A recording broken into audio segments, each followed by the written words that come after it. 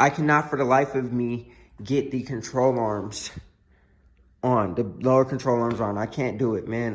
I've tried heat, I've tried different impacts, I've tried, you know, breaker bars, everything, the whole nine. Now we're resulted into cutting the control arms out of there. But I don't necessarily want to have to do that, but I mean, if that's the only option, then whatever.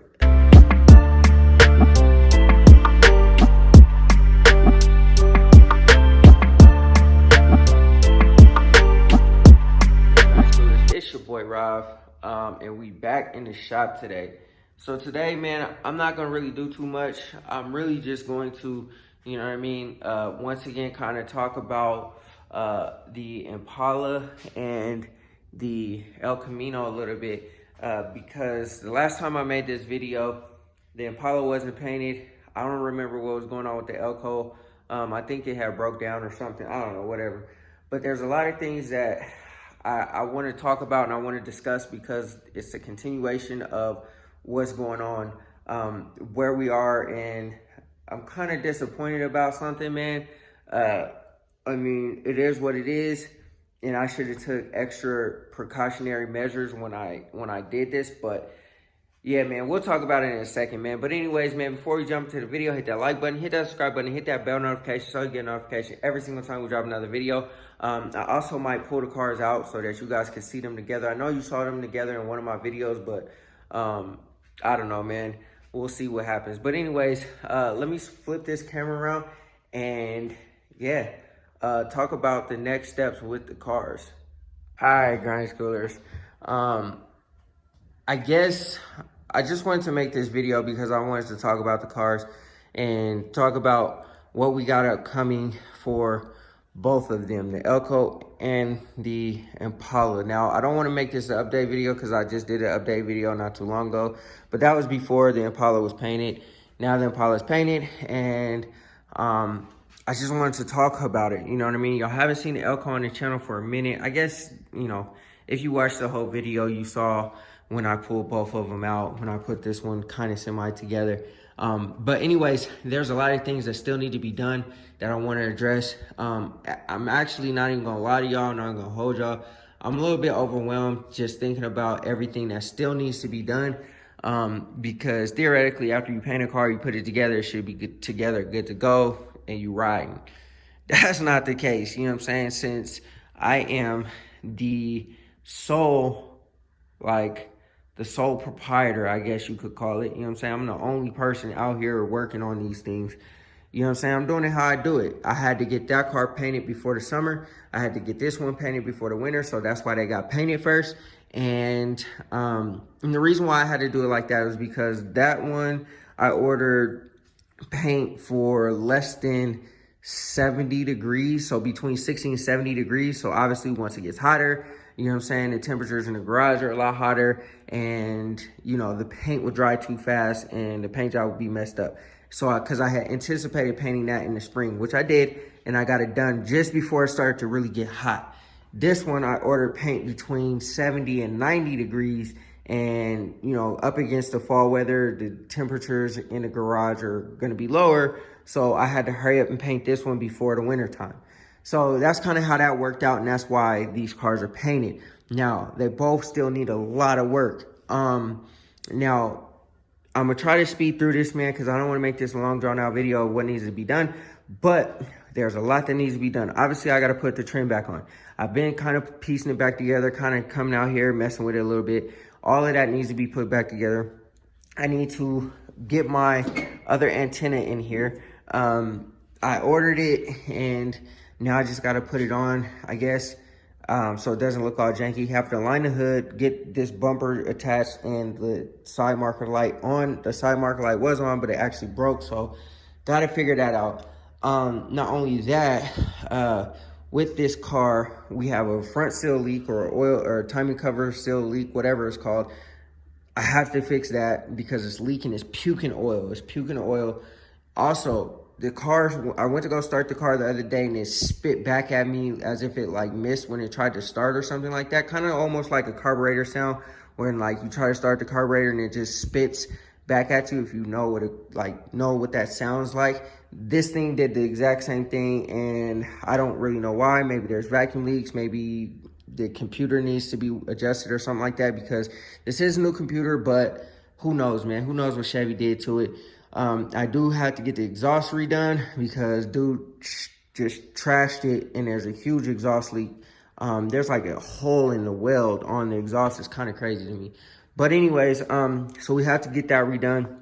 Also, too, the whole front end is going to get redone. I'm going to go with, I'm going to do the whole entire steering linkage, the inner and outer tie rods, the center linkage, and all that kind of stuff. The ball joints, I might actually get new control arms. I haven't thought about it, or I haven't considered it 100% yet, but I might do control arms, and then coilovers will be on the front. So both cars will have full QA1 suspensions. The Elco and this one, excuse me, will have all QA1 suspension, and then I need to get the sway bars as well for this. Now with this thing, I cannot for the life of me get the control arms on, the lower control arms on. I can't do it, man. I've tried heat, I've tried different impacts, I've tried you know, breaker bars, everything, the whole nine. Now we're resulted into cutting the control arms out of there. But I don't necessarily want to have to do that, but I mean, if that's the only option, then whatever. So many people have said center the rear wheel. Believe me, I've tried. And everybody on YouTube makes it look so simple to just go in there, unbolt the control arm, and throw the lower control arms in, and it's all good to go. I cannot make the bolts budge. Yes, I've lifted up the rear axle to make weight off of it. I've done everything that you need to do to take those rear control arms out, and it will not budge. So if anybody has any type of information or any type of, you know what I'm saying, like relief for me to do this and make it work, then please let me know. I would be happy. So I also have to put the interior back together. I want to detail the interior, clean the windows up really good, because as you can see, the windows look absolutely terrible. This is the bubbles from my old tent, if you guys can see that. The windows have kind of like overspray on it. They need to be cleaned and detailed and buffed. So all of that has to be done. Obviously, Rome wasn't built in a day, so it is what it is.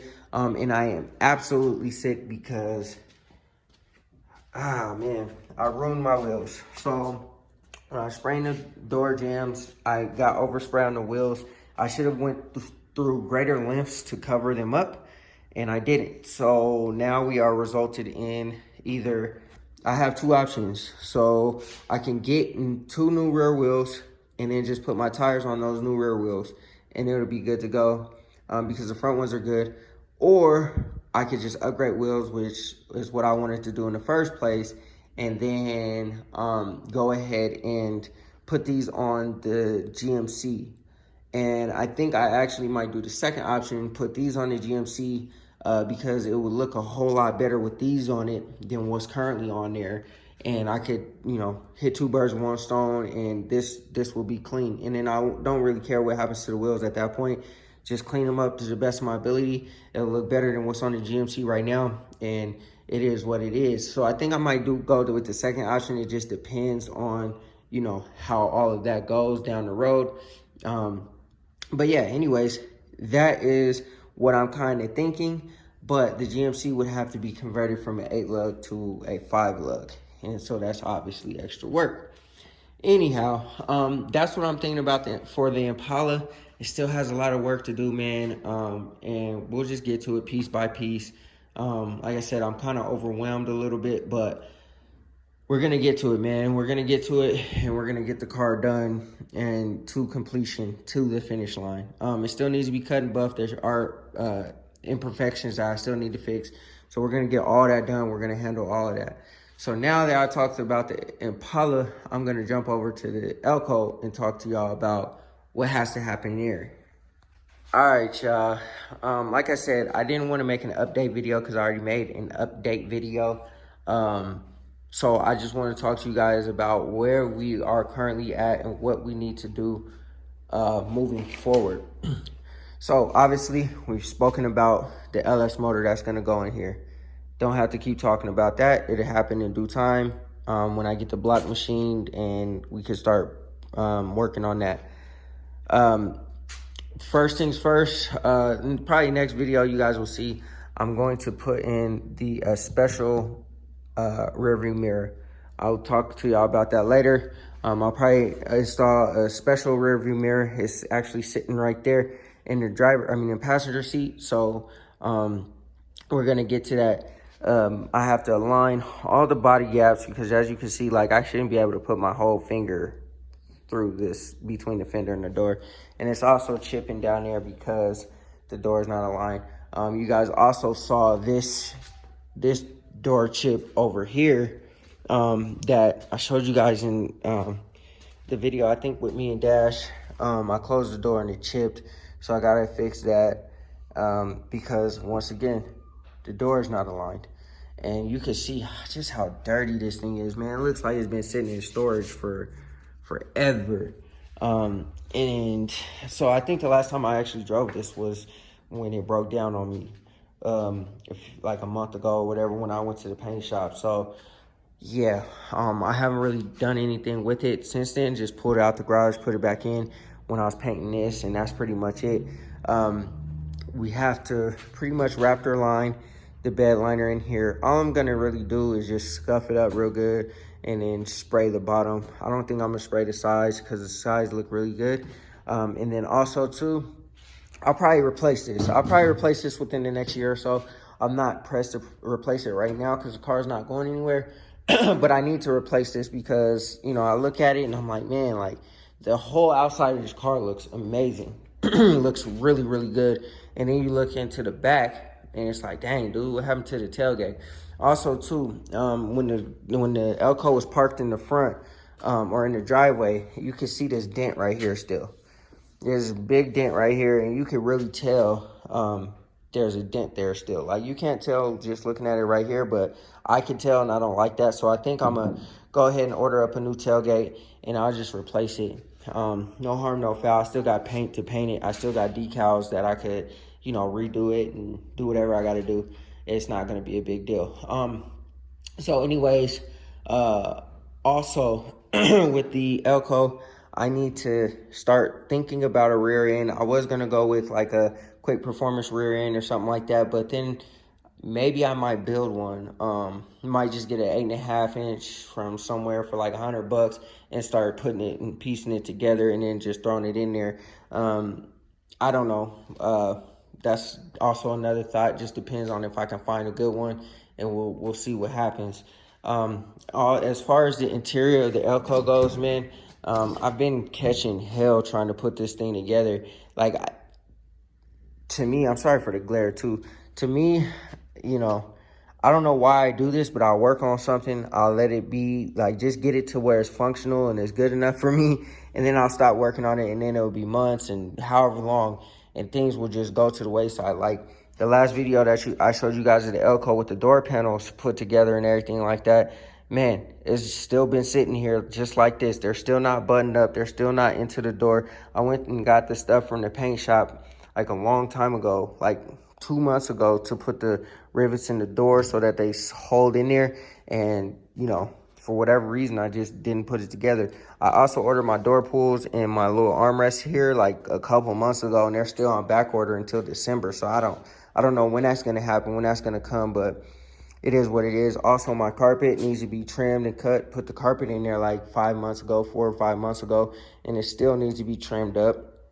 And I need to put my door sills on there. I also need to button up all of this kind of stuff. I really didn't put this back all the way 100% yet because my seat belts are, I need to get new seat belts. And also I started attaching my seat belts and didn't fully attach them. So it's like, man, like I'll work on something, and as soon as I lose motivation, I'll move on to something else. The only thing that I really kind of like went start to finish, well, I didn't even start to finish the paint jobs on these cars either. But it's like, man, I'll start working on something else. And that's kind of why, like I said, I'm overwhelmed. But I need to get new seat belts. I need to button up everything in this interior so that's all good. I still need to paint the dash or wrap it or do whatever I'm gonna do there. And then the interior should be good to go, should be wrapped up, and I don't have any more work to do in there besides audio in the back storage compartment. And then I'll probably order like some more Sandman design stuff. But yeah, man, I think that's pretty much it for the Elko. I mean, it's still a lot of cosmetic stuff that needs to be done. But for the most part, man, it is what it is. I mean, this car I feel like now has less of a road than this one, but who knows, man? It's just always the luck of the draw. Like however we work it, however we rock is just gonna be how we rock. But anyways, I plan to get everything buttoned up by early next year. That's at least my goal. And then hopefully by the time we get everything buttoned up, like the interiors and everything is all good, everything's aligned, everything is solid, we can start getting to this thing. And I mean, really what I'm waiting on is just a machine shop, man. Just getting this stuff to the machine shop so it could get machined, and then we could start ordering the parts that we need to put that together. I mean, that's going to be an exciting journey once that starts to happen, but hopefully it can happen sooner than later because I can be building that while I'm still piecing everything together. And then early in March, this can start to come alive. But anyways, man, like I said, man, I just wanted to chop it with y'all for a second about what's next for the cars, what we got up next. And yeah, then after we button everything up, we can get to that GMC and start working that. All right, Schoolers, I hope y'all enjoyed the video, man. It wasn't nothing too much, nothing too crazy. I just wanted to talk to y'all about what we got up next for the Impala and the Elko because realistically, I mean, there's still a lot of work on these cars, man. There's a lot of work on these cars, a lot of little things, but to my liking, how I need it to be, these things need to be done and it needs to happen. I mean, I have dreams and visions of this Elko just really sliding down the block, man, with that beautiful LS up under there and just, man, just sliding, bruh. And then as far as the Impala goes, I just want it to be reliable, man. I want to take it out and drive and cruise and see people's reaction to like the paint and stuff like that, but I can't do that if the car is not acting right. So we still got a long way to go, man. I mean, it's not really, I won't say acting right, to my liking, to where I'm comfortable, to where I can drive it wherever and not worry about it. One major thing is the front end, the steering linkage, all that stuff. I need that to be A1 because, like I said, I these guys in the forums, I've seen them, their cars collapse on the wheel because the ball joint's busted or something like that. I ain't trying to have that happen to me because I just painted it. And if that does happen, it's going to tear the fender up and then we're going to have to repaint the whole entire car again. So like I said, man, it's a lot of work. It's a lot of little things and, kind of, I guess little things. I'll call them little things because it's nothing that takes a whole lot of time. It's not really time consuming. It's just a lot of little things. And like I said, man, once we get everything buttoned up for these two cars, man, that GMC is up next. I am going to try my absolute best to do the best job that I can as far as body work goes on the GMC because the Elko and the Impala, there's plenty of imperfections that I like overlooked, missed, whatever. And, I'm seeing it now because obviously the cars are painted. But I mean, to the naked eye, their cars are damn good looking. But for me and my liking, nah, it ain't as good looking as I want it to be. So